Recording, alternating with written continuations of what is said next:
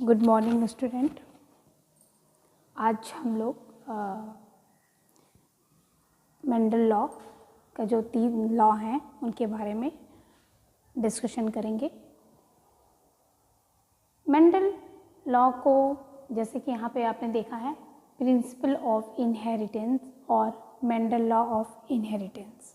ठीक है, तो इनहेरिटेंस का मतलब आप समझ ही रहे हैं कि वन जनरेशन से अदर जनरेशन को जो कैरेक्टर पास आउट होते हैं उनको इनहेरिटेंस कहते हैं। ठीक है, तो इसमें इसी चीज़ को मेंडल जी ने डिस्कवर्ड किया है। तो first and all the principle of inheritance are given by Mendel. ठीक है, इस प्रिंसिपल जो इनहेरिटेंस का प्रिंसिपल है वो किसके द्वारा दिया गया था? एक साइंटिस्ट है ग्रेगन जोहान मेंडल, उनके द्वारा दिया गया था।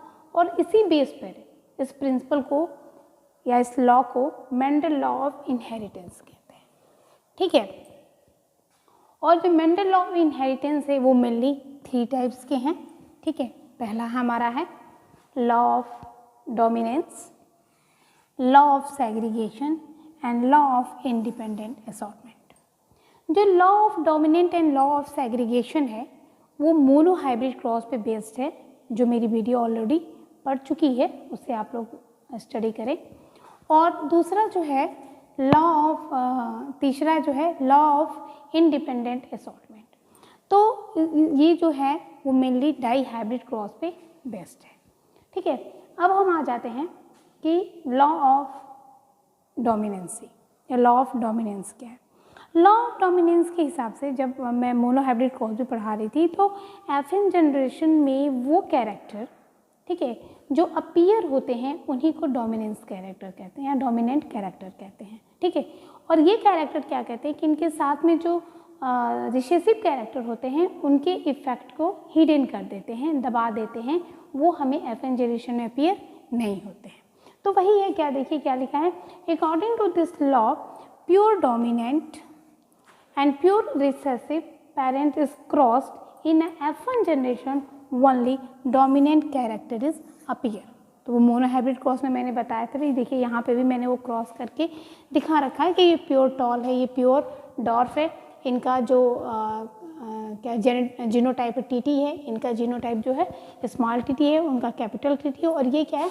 डोमिनेंट कैरेक्टर है, डोमिनेंट क्या है? कैरेक्टर है। और ये क्या है? रिसेसिव कैरेक्टर है। ठीक है, अब इनके बीच में क्या हुआ, यहाँ क्रॉस कराया गया, और क्रॉस कराया गया तो F1 जनरेशन में देखा गया कि हमको हेट्रोजाइगस टॉल मिला। क्या मिला? हेट्रोजाइगस टॉल मिला। ठीक, और जब इसका जीनोटाइप देखा गया तो ये हेट्रोजाइगस टॉल था, लेकिन जब इसका फिनोटाइप देखा गया तो ये क्या था? ये टॉल था। ठीक, तो यहाँ पे डोमिनेंट कैरेक्टर यानी कि जो कैरेक्टर यहाँ डोमिनेंट था वही कैरेक्टर F1 जनरेशन में अपीयर हुआ। ठीक है, तो ये हमारा लॉ ऑफ डोमिनेशन थे। इस बेस पर इस क्रॉस के बेस पर मेंडल लॉ ने 3 इनके कंक्लूजन थे या 3 फाइंडिंग थी किसकी? मेंडल लॉ की, मेंडल जी की। पहली फाइंडिंग थी कि only one dominant character appear. इसमें उन्होंने कहा कि केवल एक ही जो डोमिनेंट कैरेक्टर है वही F1 जनरेशन में अपीयर होगा, दूसरा अपीयर नहीं होगा। दूसरा इन्होंने फिर फैक्टर्स अकर इन पेयर। इन्होंने कहा फैक्टर मीन्स जीन। मेंडल जी ने जीन को फैक्टर कहा, उस समय जीन नाम नहीं दिया गया था, तो वो हमेशा जीन को फैक्टर कहते थे कि जो फैक्टर थे वो हमेशा पेयर में अपीयर है। देखिए जैसे यहाँ पे देखिए, यहाँ पे ये पेयर में है, जो भी फैक्टर होंगे या जीन होंगे वो पेयर में होंगे। ठीक है, वो अकेले अकेले नहीं हो सकते। ठीक, जैसे मान लीजिए ये जो एक ये मान लीजिए क्रोमोसोम है, ठीक है, ये मान लीजिए इसके 2 स्टैंड है, तो यहाँ पे जो टी है तो यहाँ पे टी होगा। ठीक है, यानी कि ये हमेशा क्या रहेंगे? पेयर में रहेंगे। ठीक, और दूसरा इन्होंने कहा कि F1 जनरेशन में है जो कैरेक्टर ऑब्टेंड होगा या जो कैरेक्टर मिलेगा वो क्या होगा? वो हेट्रोजाइगस होगा। ठीक है, लेकिन इसके बाद एक साइंटिस्ट थे, ठीक है, कार्ल कोलेस थे, वो हुगो ड्यूब्रीज थे, इन्होंने कहा कि ठीक है, आप ठीक हैं, ऐसी बात नहीं है, ये बहुत अच्छा है, लेकिन इसके कुछ एक्सेप्शन है। जिसको डेविएशंस कहा जाता है। ठीक है, तो डेविएशन कुछ जो आप कह सकते हैं लॉ ऑफ डोमिनेंस के कुछ डेविएशंस हैं। ठीक है, वो कौन कौन से डेविएशंस है? इसमें दो डेविएशन है, एक आता है कोडोमिनेंसी और एक आता है इनकम्प्लीट डोमिनेंस। एक कोडोमिनेंस होता है और एक इनकम्प्लीट डोमिनेंस होते हैं किसके? आपके क्या बोलते हैं लॉ ऑफ डोमिनेंसी के डेविएशन थे। तो यहाँ पे एक लिख लीजिए, डेविएशन ऑफ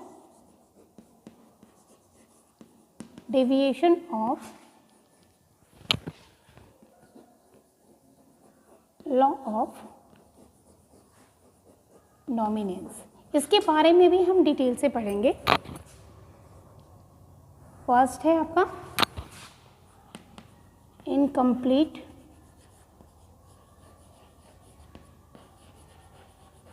डोमिनेंस और दूसरा है कोडोमिनेंस।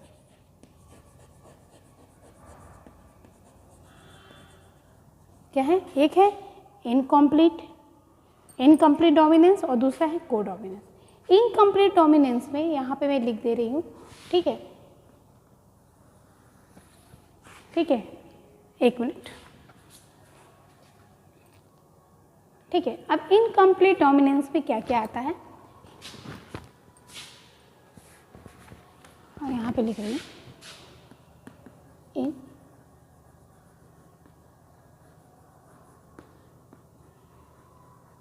डोमिनेंस।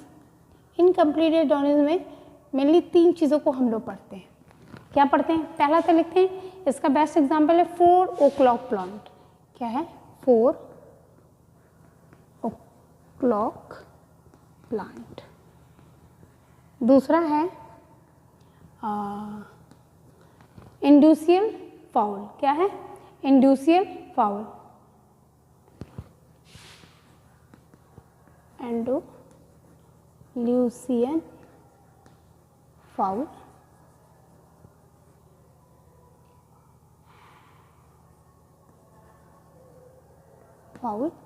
और तीसरा है आपका Snapdragon.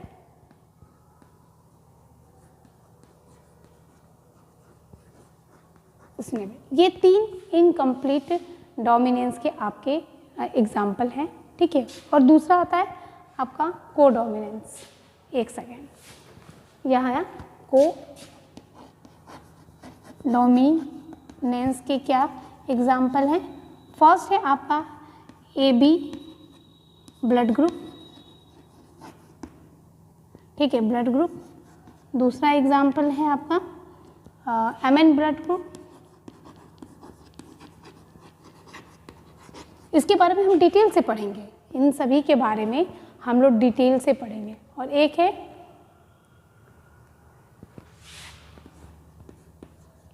Rohan colour of cattle. ठीक है, ये एग्जाम्पल है। ठीक है, किसके एग्जाम्पल हैं? Deviation of second and first. Deviation of जो आपके मेंडल लॉ है, डेविएशन ऑफ डोमिनेंस लॉ के, उनके ये एक्सेप्शन है। ठीक है, डेविएशन ऑफ लॉ ये बहुत इंपॉर्टेंट है।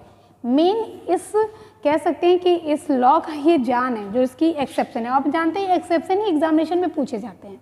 ठीक है, तो incomplete dominance and codominance is the deviation of law of dominancy.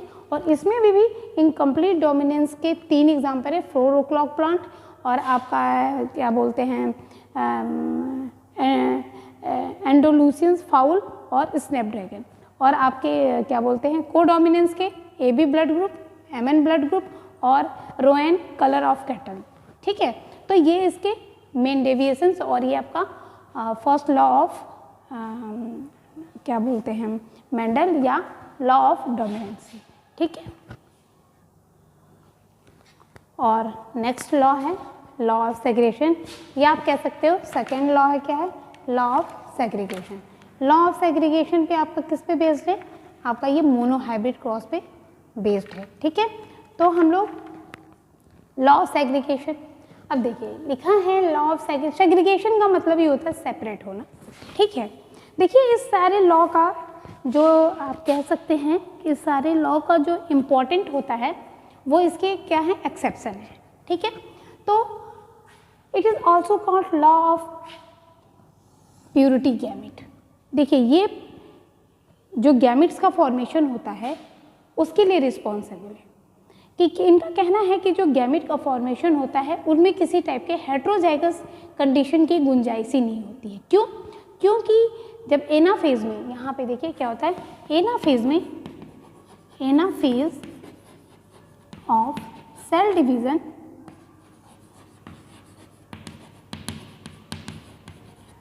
Anaphase of cell division में क्या होता है, जो जीन्स होते हैं वो सेपरेट होते हैं, जीन आर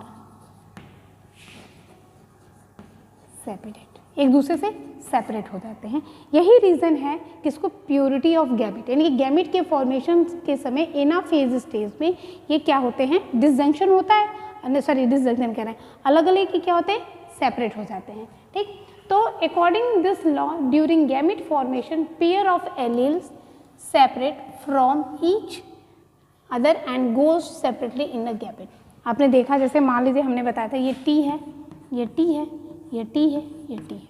जब गैमेट का फॉर्मेशन होगा तो ये सेपरेट हो जाएंगे, ये एक अलग गैमेट बनाएंगे, ये एक अलग गैमेट बनाएंगे, ये एक अलग गैमेट बनाएंगे, ये एक अलग गैमेट बनाएंगे, ठीक। तो एट द टाइम आपको याद होगा, अगर मेरा वीडियो पढ़ा होगा, आपने देखा होगा माइटोसिस या मियोसिस, जो भी देख लीजिए, मियोसिस में जब गैमेट का फॉर्मेशन होता है एनाफेज में या स्टेज ऑफ एनाफेज में, जो मतलब क्रोमोसोम्स होते हैं, ठीक है, क्रोमोसोम के जब थ्रेड अलग होंगे तो जीन भी अलग हो जाएंगे, ठीक है, क्योंकि आपको पता है कि वो हमेशा दो पेयर में रहते हैं, ठीक।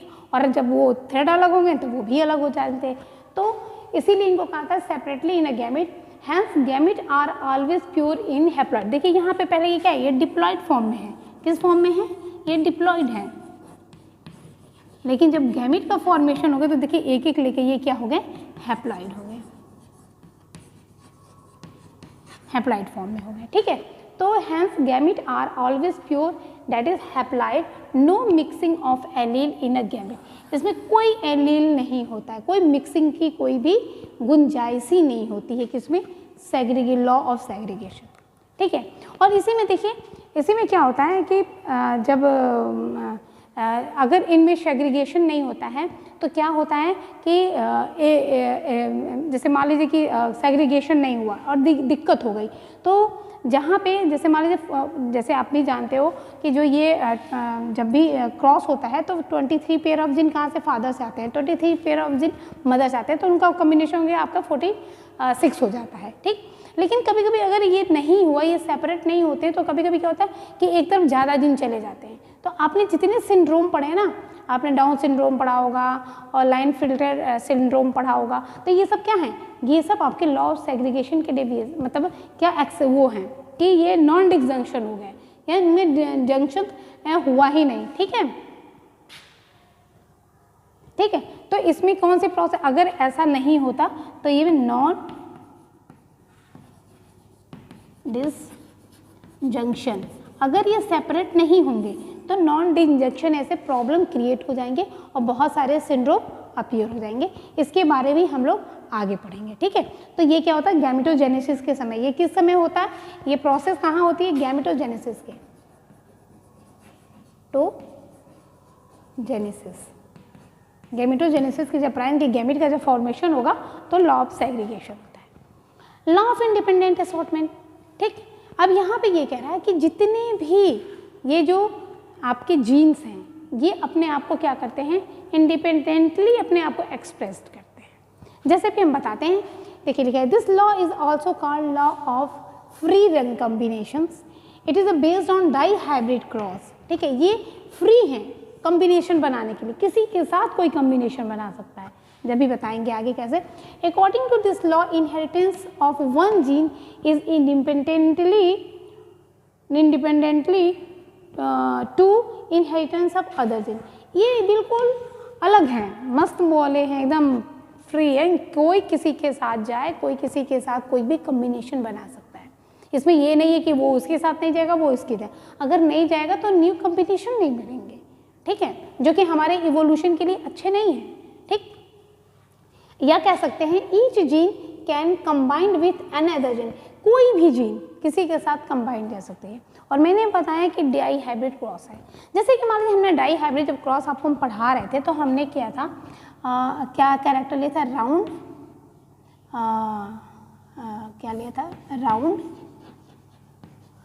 येलो लिया था,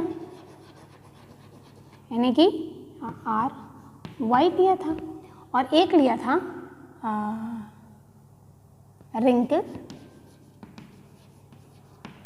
रिंकल ग्रीन लिया था, यही तो लिया था, ये था हमारा आर वाई, यही तो लिया था। जब इसका क्रॉस कराया था तो हमको क्या मिला था, ये मिला था ना, यही मिला था F1 जनरेशन में, यही मिला था। अब देखिए इसका गैमिट बनाते हैं, तो अगर जैसे मान लीजिए इसका गैमिट बनाया, मैंने आपको ये ऐसे बताया था पहले भी, ये Y हो गया, ये Y हो गया, ये देखेंगे ये भी आपका Y हो गया, ये Y हो गया, ये बनेगा RY, ये बनेगा RY, ये बोलेगा RY, ये बनेगा RR, ठीक। अगर इसमें अगर ये ऐसा होता, ठीक, कि राउंड येलो कहता कि नहीं हम राउंड येलो के साथ ही रहेंगे, और यदि ये कहता कि नहीं हम रिंकल ग्रीन के साथ ही रहेंगे, तो क्या हमको ये कॉम्बिनेशन मिल पाता, नहीं मिल पाता। ये हमारा राउंड येलो हो गया, ये हमारा राउंड क्या बोलते हैं आपका, ये सॉरी स्मॉल है, राउंड ग्रीन हो गया, ये राउंड आपका ग्रीन हो गया, ये राउंड येलो हो गया, ये राउंड ये आपका रिंकल येलो हो गया, और ये आपका सॉरी ये आपका रिंकल ग्रीन हो गया। तो क्या हमको इतनी कॉम्बिनेशन मिल पाते हैं, हाँ, कॉम्बिनेशन बन ही नहीं पाते हमारे, न्यू कॉम्बिनेशन होते ही नहीं।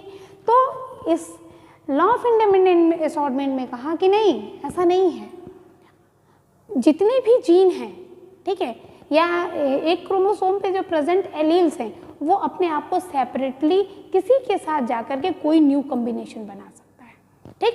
तो यही आपका लॉ ऑफ इंडिपेंडेंट असॉर्टमेंट, कि इंडिपेंडेंट है, सब लोग स्वतंत्र हैं, कोई किसी के साथ जाए, कोई किसी के साथ कोई भी पेयरिंग बना सकता है, कोई भी कॉम्बिनेशन बना सकता है। इसी वजह से इसको कहा गया law of free combination, law of free combination, किसको, इंडिपेंडेंट असॉर्टमेंट को, ठीक है।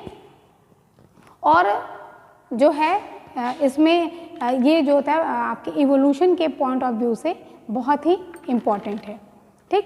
तो ये आज हम लोग का मेंडल लॉ का क्या बोलते हैं, जो इनहेरिटेंस लॉ है या प्रिंसिपल ऑफ इनहेरिटेंस है, तीन है, law of dominance, law of segregation and law of independent assortment, ठीक है। अब हम जो लेके उपस्थित होंगे, बहुत ही इंपॉर्टेंट वीडियो रहेगा, वो रहेगा इनके जो डेविएशंस हैं, क्या इनके एक्सेप्शंस हैं, उनके बारे में हम लोग डिटेल से स्टडी करेंगे। तो आप लोग ध्यानपूर्वक अपनी पढ़ाई करिए, क्योंकि अब एग्जाम